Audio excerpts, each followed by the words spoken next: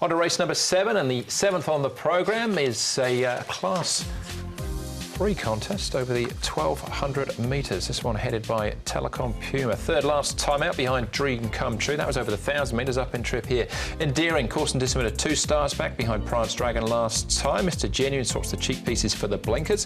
Most Beautiful, run up last time out. That was mid-April low behind Waldorf. Smart Leader gets the blinkers back on, again at the expense of the cheeks pieces. He's been third on his last 3 starts. Happy Time was beaten favourite down the straight at Chartin last time out and down to Winning Supreme. He's won 3 times over this trip, but all 3 of those wins have been on the all-weather. As far as Chung Fry is concerned, Endearing, Most Beautiful, and the aforementioned Winning Supreme are the horses that have been up there and back in the last month. He's eligible for Class 4 as Winning Supreme. He was caught wide last time out from gate number 10. He should have enough speed to come across. Telecom Puma should get a perfect run, really. You've got Most Beautiful there, who doesn't win out of turn, but has been racing okay. Sparkling Dragon's another one that can race forward. And Happy Time has shown some pace from time to time. Zach Burton's got good records with most of the trainers here, and Jimmy Ting no exception. 6 rides, 3 wins. He takes over from Victor Wong and Dylan Moe on Telecom Puma, and he continues to work well. You can see he's a bit keen. He wants to hang a little bit there, and that was the same in his gallop on the all-weather as well, but he looks quite well placed from gate 5. Most Beautiful's been up for a long time. He was winning his races very early on in the season. Been at Chun Fa for some time now, but he's just cruising along there, as you can see. Goes about his work very professionally, and he ran a good race last start. Happy Time, disappointing beaten favourite last outing. Prior to that, a good second behind a horse that could be anything in Voyage Warrior. He's fit and ready to go again, but he's becoming a little bit untrustworthy. All right, you threw in a Puma then as well. You've Did I? it. Yeah. Oh, sorry, Puma. Paul's in his Pumas at the moment doing laps around the oval. Well, let's stick with him. Telecom Puma and his trainer, Jimmy Ting. Jimmy, Telecom Puma in the Class 3 1200, only having his 4th run here. Have you been happy with what he's shown so far? Yeah. The horse is keeping improving.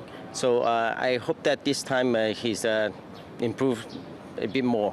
So and this time try to set Burton on. Hope that he's get a good chance. How's he trained on since his last start?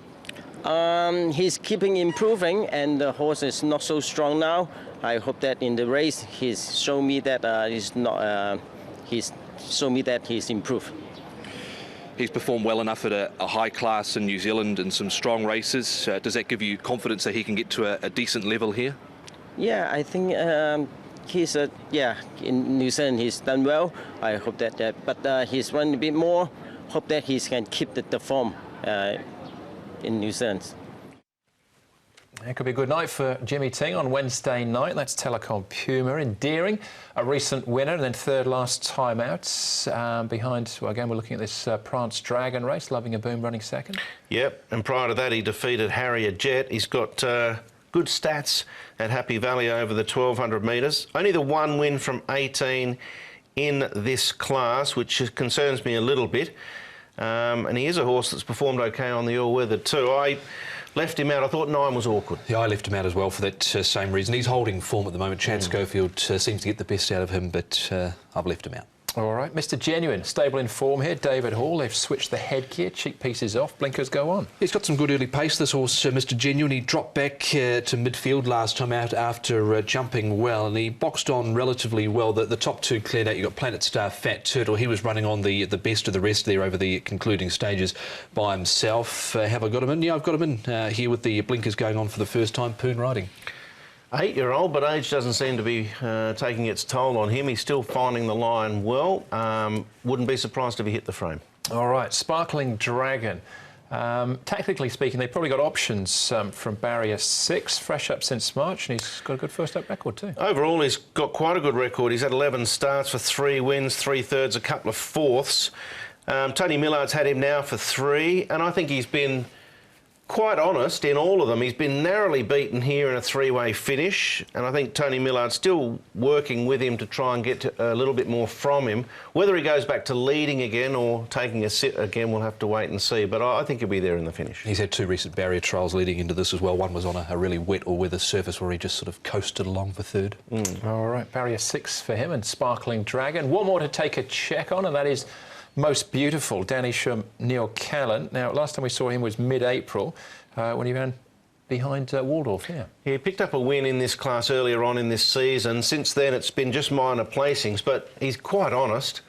You can see here he's just about ready to win, and then Waldorf comes along and takes it from him. So, you know, you take Waldorf out of that race, it's quite a good win from Most Beautiful. So even though, you know, some of the others potentially might take your fancy when you look down at the race book, I wouldn't leave him out of calculations. I've left him out. He's hard to catch. He's hit and miss. He runs the odd good race from time to time, but I've left him out. All right, so Sparkling Dragon is our favourite. It's pretty open though, Brett. It is. I ended up going with on top 5, Sparkling Dragon, hoping that Tony Miller can extract a little bit more from him because he's reached a mark of 72. He's hovering at the moment.